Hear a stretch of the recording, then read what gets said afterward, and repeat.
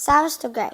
Cyrus was now the king of the Medes and the Persians. He was a great warrior, but he was also known as a good and fair king.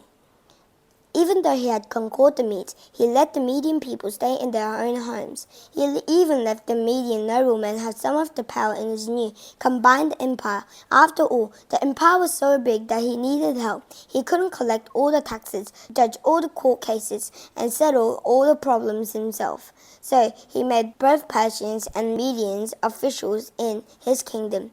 The Medians felt that they were being treated well, and so they didn't try to rebel against Cyrus's rule.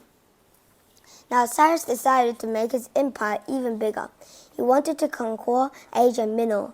Asia Minor was ruled by King Croesus, who was the richest king in the world. He had more gold than anyone else.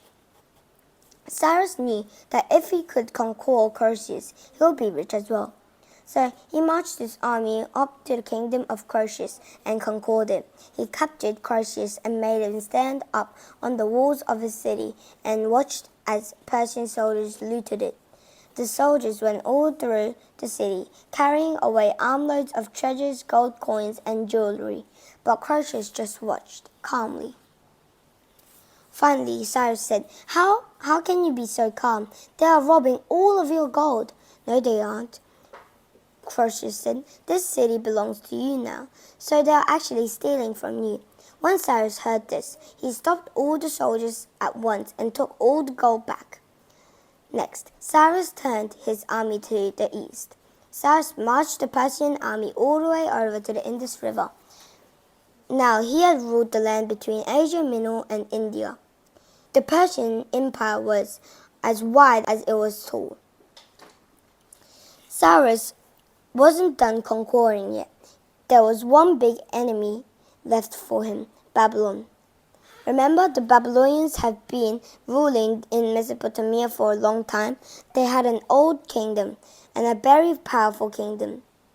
Cyrus wanted all that good, fertile land between the Tigris and the Euphrates rivers, but he knew that the Babylonian army was very strong.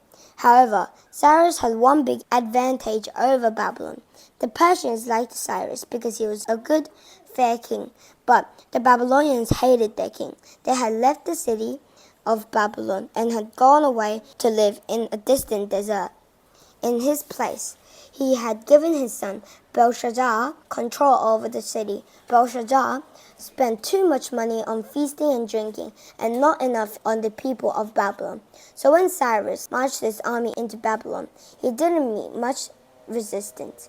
The Babylonians were very sick and tired of their own king, so they didn't fight hard when Cyrus's army arrived at the walls. Some of the Babylonians even opened the gates from the inside and let him in. Babylon fell to the Persians in 539 BCE. When Cyrus took over Babylon, he also took over Canaan. Canaan, also called Palestine, has been the home of Jewish people until Babylon and Assyria conquered it. The Babylonians and Assyrians had made the Jewish people leave their homes, but Cyrus was a merciful king. When he became the king of Babylon, he let the Jews go back to Palestine, and he let them go back to worshipping their own God. This made him even more popular. The Jews were so grateful to Cyrus that they called him the Anointed of the Lord. Now Cyrus was the greatest king in the world. But there was still one country that didn't obey Cyrus, Greece, and soon the Greeks and the Persians will meet in battle.